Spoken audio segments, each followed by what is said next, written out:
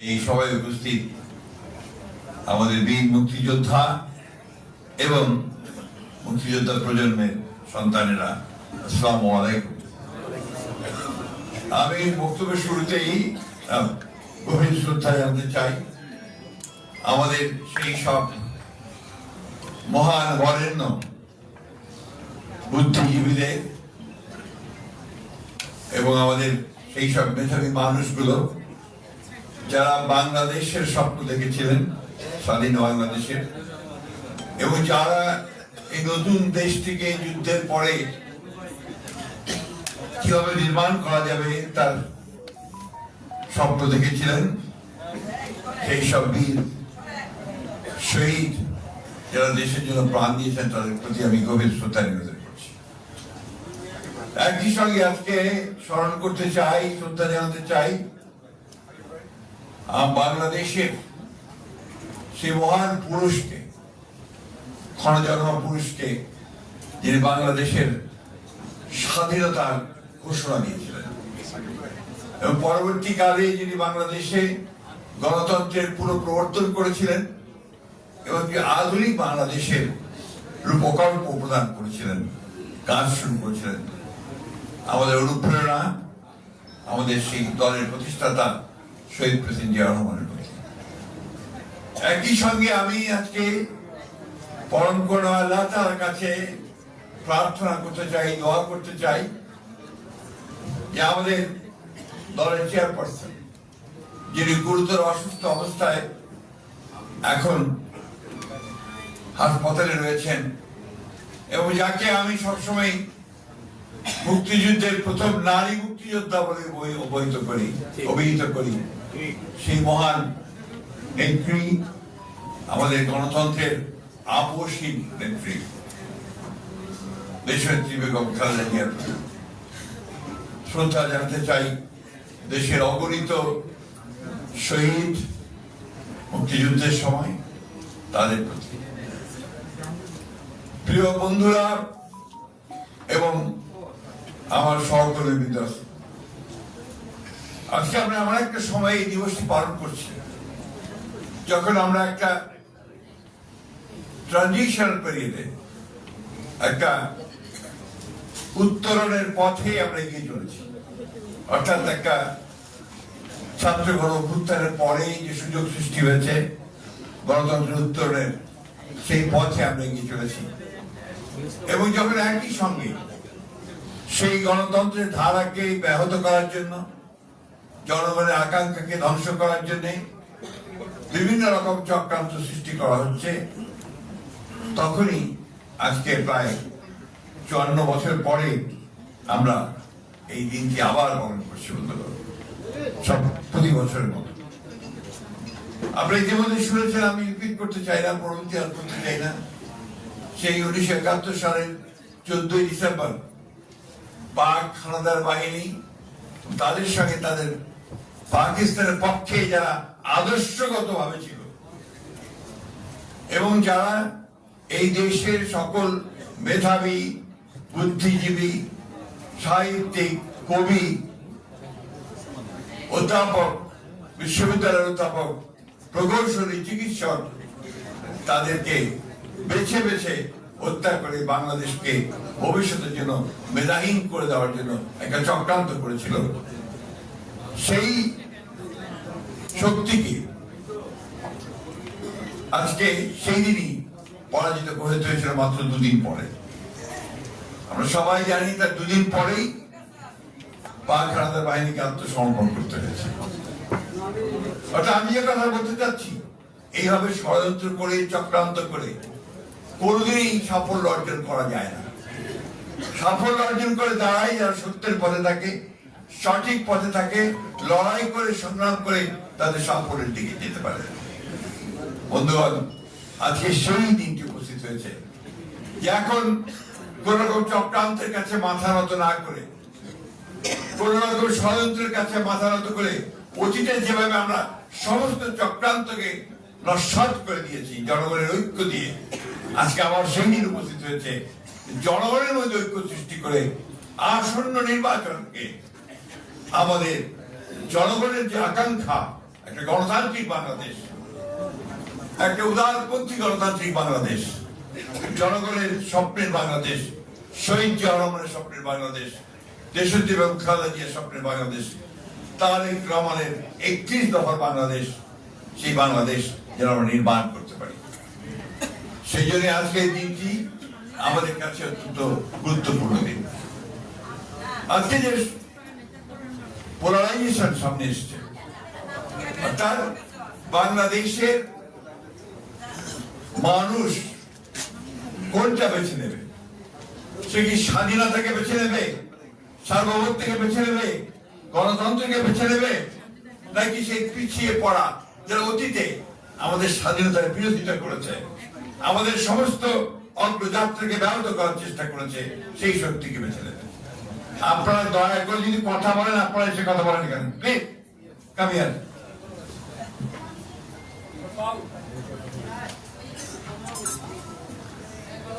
অত্যন্ত দুঃখজনক ভাবে বলতে হয় যে আমরা কেন জানি না, আমরা সবসময় একটা নিজেদের মধ্যে একটা সমস্যা তৈরি করতে পারবো, যে ঠিক না।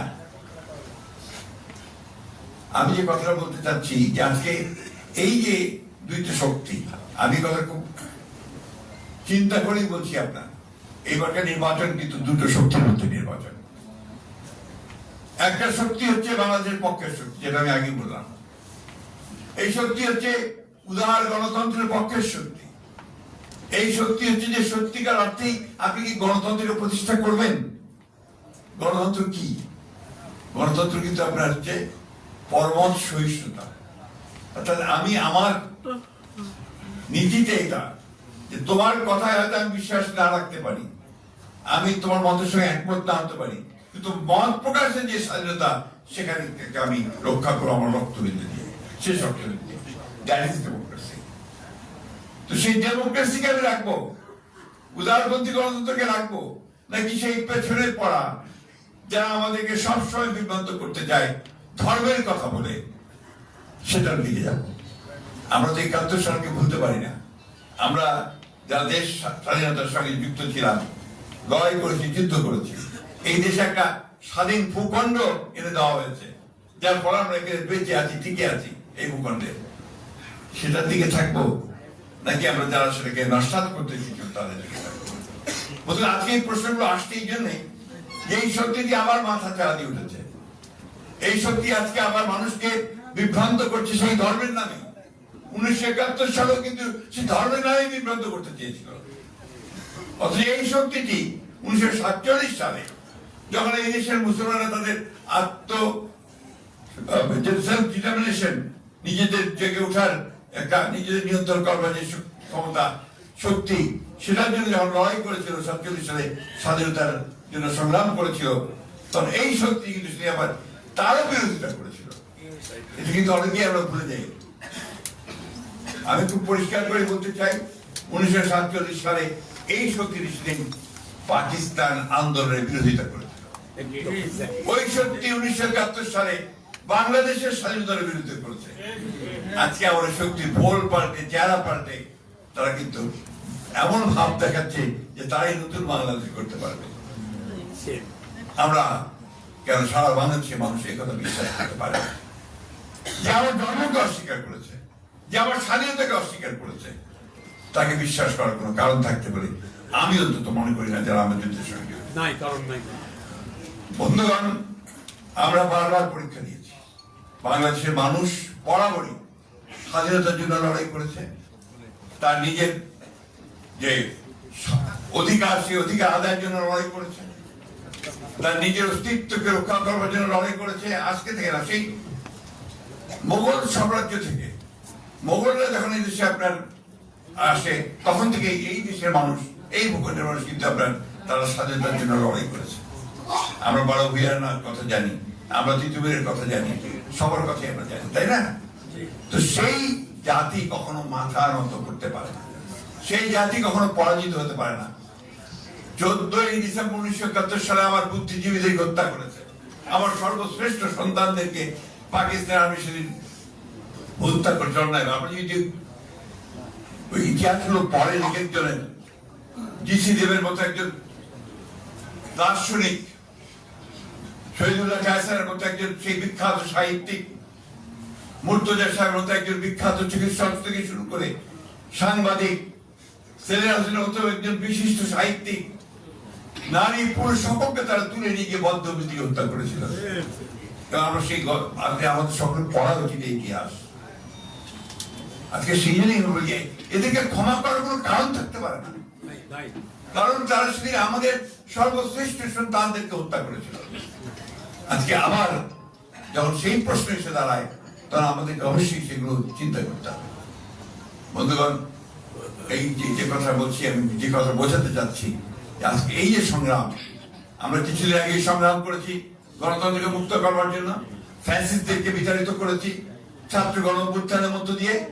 তার মানে এই নয় যে আমরা আবার নতুন একটা ফ্যাসিস্টকে এনে আমাদের উপরে চলতে বসতে দেবো। আমরা আরেকটা শক্তি কেন, যে শক্তি আমাদেরকে পেছনে নিয়ে যেতে চায়, সেই শক্তিকে আমরা কখনোই এখানে আসতে দিতে পারি না। সেই জন্যই এবারকার বুদ্ধিজীবী শহীদ বুদ্ধিজীবী দিবস গুরুত্বপূর্ণ দিবস। আমরা তাদের কথা মনে করে বাংলাদেশের যারা আছেন, বাংলাদেশের যে সোল, যেটা আমি বলি আত্মা বাংলাদেশের, অর্থাৎ এখানে কিন্তু বাংলাদেশের আত্মা কিন্তু খুব চমৎকার একটা ব্যাপার আছে। এখানে কিন্তু আমাদের পরমত সহিষ্ণুতা কিন্তু এখানে আদিকাল থেকে আছে। এখানে হিন্দু, মুসলমান, বৌদ্ধ, খ্রিস্টান, তাদের কৃষ্টি, তাদের সংস্কৃতি নিয়ে কিন্তু এই বাংলাদেশ। এখানে কখনোই কিন্তু জবরদস্তি করে কোনো কিছু চাপিয়ে দেওয়া যায়নি, এবারও চাপিয়ে দেওয়া যাবে না। এবার এই দেশের মানুষ সঠিক সিদ্ধান্তই নেবে। আমরা বিশ্বাস করি যে আসন্ন নির্বাচনে বাংলাদেশের মানুষ সত্যিকার অর্থেই সেই শহীদ প্রেসিডেন্ট জিয়াউর রহমান, যিনি আমাদের স্বাধীনতার ঘোষণা দিয়েছিলেন, দেশনেত্রী বেগম খালেদা জিয়া, যিনি গণতন্ত্রের জন্য সারা জীবন লড়াই করে গেছেন, তারেক রহমান, যিনি আমাদেরকে 31 দফা দিয়ে নতুন বাংলাদেশের স্বপ্ন দেখাচ্ছেন, সেই বাংলাদেশ নির্মাণের জন্য সঠিক সিদ্ধান্ত নিয়ে বলে আমরা বিশ্বাস করি। এবং সেই সিদ্ধান্ত হচ্ছে ধানের শীষের মার্কাকে বেছে নেওয়া। এই কারণেই এবারকার এই শহীদ বুদ্ধিজীবী দিবস আমাদের কাছে অত্যন্ত গুরুত্বপূর্ণ। আপনারা সবাই জানেন, ইতিমধ্যে জেনে গেছেন যে আমরা কিন্তু একটা প্রতিকূল অবস্থার মধ্যে দিয়ে যাচ্ছি। যারা আমরা বাংলাদেশি জাতীয়তাবাদী রাজনীতিতে বিশ্বাস করি, সেই প্রতিকূল অবস্থা দেখুন। এই 5ই আগস্টের পরে আমাদের উপরে অনেক রকমের মিথ্যা প্রচার অপবাদ দেওয়া হচ্ছে, তাই না? আমাদের সেই সোশ্যাল মিডিয়াকে ব্যবহার করে বিএনপিকে কিভাবে আপনার হীন করা যায়, কিভাবে খাটো করা যায়, মানুষের সামনে খাটো করে দেখা যায়, এই সমস্ত প্রচারণা চালানো হচ্ছে। সেখান থেকে কিন্তু আমাদেরকে বেরিয়ে আসতে হবে। এই যে প্রজন্ম আছে যারা, তাদের দায়িত্ব হচ্ছে সোশ্যাল মিডিয়াতে সেই বিষয়টাকে সংগ্রাম, লড়াই করা, সেটাকে প্রতিরোধ করে তোলা। আরেকটি বিষয় আছে যেটা আমাদেরকে সবসময় মনে রাখতে হবে, যে এই যে প্রতিকূলতার কথা বলছি, দেশনেত্রী বেগম খালেদা জিয়া অসুস্থ হয়ে গেলেন, আমাদের প্রতিটি জাতীয়তাবাদী সৈনিকের কাছে অত্যন্ত উদ্বেগের বিষয়। আমরা একবারের জন্য আমরা হাসি মুখে কথা বলতে পারছি না। প্রতি মুহূর্তে আমাদের মনে হচ্ছে যে আমাদের নেত্রী আজকে অসুস্থ, গুরুতর অসুস্থ অবস্থায় হাসপাতালে পড়ে আছেন। এই মহান নারী, মহিষী নারী, যাকে আমি প্রথম মুক্তিযোদ্ধা বলেছি, তার সারাটা জীবন এই দেশের মানুষের জন্য তিনি সংগ্রাম করে গেলেন, লড়াই করে গেলেন। খুব অল্প বয়সে তিনি স্বামী হারিয়েছেন। এরপর থেকে তিনি লড়াই শুরু করেছেন, সংগ্রাম শুরু করেছেন গণতন্ত্রের জন্য, কখনো মাথা নোয়াননি। এবং শেষ সময়টা দেখুন, 2 বছর কারাগারে থেকেছেন। তাকে কারাগারে মিথ্যা মামলা দেওয়া হয়েছে, এমন একটা নির্জন কারাগারে যেখানে একটা প্রকোষ্ঠের মধ্যে ইঁদুর দৌড়াতো, সেইখানেও তাকে রাখা হয়েছে। তারপরে হাসপাতালে নিয়ে আসা হয়েছে, সেখানেও তাকে প্রপার চিকিৎসা দেওয়া হয়নি, কোনো কারণ ছাড়াই। এবং তারপরে 2 বছর তাকে গৃহ অন্তরীণ করে রাখা হয়েছে। তারপরে তিনি অসুস্থ হয়ে গেলেন, তিনি হাসপাতালে। সেই সময় আমরা এই ফ্যাসিস্ট হাসিনাকে সরাতে সক্ষম হলাম ছাত্র জনতার অভ্যুত্থানের মধ্যে দিয়ে, সেই 5ই আগস্ট। আমাদের নিশ্চয়ই মনে আছে 8ই আগস্ট আমরা পার্টি অফিসের সামনে একটা সভা করেছিলাম, মনে আছে আপনাদের? সেই সভায় তিনি একটা বাণী পাঠিয়েছিলেন, ছোট্ট 4-5 লাইনের একটা বাণী মনে আছে আমাদের, রেকর্ড করা, হাসপাতাল থেকে রেকর্ড করে পাঠিয়েছিলেন। তার প্রথম কথাটি কি ছিল, যে আজকে ছাত্র জনতা রক্তের মধ্য দিয়ে আমরা আবার একটা নতুন স্বাধীনতা অর্জন করেছি। এই স্বাধীনতার দিনে আমার আপনাদের কাছে আহ্বান, যে প্রতিহিংসা নয়, প্রতিশোধ নয়, আসুন আমরা সবাই সবাইকে ভালোবেসে নতুন একটা বাংলাদেশ গড়ে তুলি। কত মহান এই নেত্রী চিন্তা করলেন যে তিনি বাংলাদেশকে গড়ে তোলবার জন্য আবার নতুন করে সবকিছু ভুলে গিয়ে তিনি পলিটিক্স ও রিকনসিলিয়েশনের কথা বলেছেন। আসুন আমরা সেই পথে যাই। কিন্তু আমরা কি দেখছি? আমরা দেখছি ভয়াবহ একটা প্রতিহিংসার কথা দেখা। আজকে পরাজিত ফ্যাসিস্টরা পরাজয়কে মেনে নিতে না পেরে সেই নির্বাণ পলাতক হয়েছে, পালিয়ে গেছে, সেখান থেকে ষড়যন্ত্র করছে বাংলাদেশকে ডিস্টেবিলাইজ করার জন্য। এতটুকু শিক্ষা হয়নি, এতটুকু শিক্ষা হয়নি যে কিভাবে পরিণতি হয়েছে। আজকে সেভাবে আবার চেষ্টা করছে, এইভাবে হাদিকে হত্যা করার চেষ্টার মধ্য দিয়ে, এরশাদুল্লাহকে হত্যা করার চেষ্টা দিয়ে বাংলাদেশের অস্থিতিশীল পরিস্থিতি সৃষ্টি করতে চাইছে। কিন্তু আমরা জানি বাংলাদেশের মানুষ তাদের এই চক্রান্তকে সফল হতে দেবে না, অতীতে দেয়নি কখনো। এটাই আমাদের শক্তি। এই দেশের মানুষ কখনো অন্যায়ের কাছে মাথা নত করে না এবং সঠিক পথে এগিয়ে যায়। কোন চক্রান্ত এবং ষড়যন্ত্র তাদেরকে দমিয়ে রাখতে পারে না।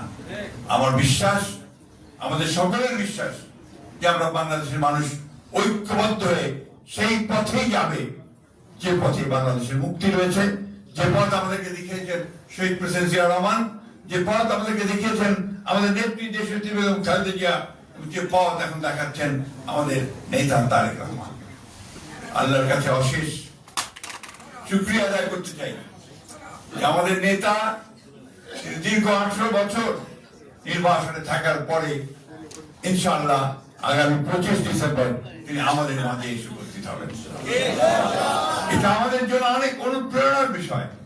আমরা এত উদ্বেগের মধ্যে আমরা কিন্তু অনুপ্রাণিত হয়েছি। একদিকে আমাদের মাতা, তিনি অসুস্থ অবস্থায় হাসপাতালে আছেন, অন্যদিকে অনিশ্চয়তা, তার মধ্যে আমাদের সেই নিশ্চয়তা আরো যিনি আমাদেরকে দেখাচ্ছেন, আমাদেরকে যিনি সামনে পথ দেখাচ্ছেন, সেই নেতা আমাদের মাঝে এসে উপস্থিত হবেন 25 তারিখে। আসুন আমরা 25 তারিখে তাকে এমন এক সম্বর্ধনা জানাই যেটা অতীতে কখনো কোন নেতা বাংলাদেশে পায়নি। আমরা সবাই প্রস্তুত আছি ইনশাআল্লাহ। প্রিয় বন্ধুগণ, বক্তব্য বাড়াবো না। আমি আপনাদের আবার বলতে চাই, 1971 সালের এই শহীদ বুদ্ধিজীবী দিবসকে সামনে রেখে আমাদেরকে সামনে সিদ্ধান্ত নিতে হবে, জনগণের মধ্যে ছড়িয়ে পড়তে হবে এবং বাংলাদেশি জাতীয়তাবাদের যে আদর্শ, সেই আদর্শকে ছড়িয়ে দিতে হবে এবং জয় আমাদেরকে অবশ্যই ছিনিয়ে আনতে হবে, ধানের শীষের জয়।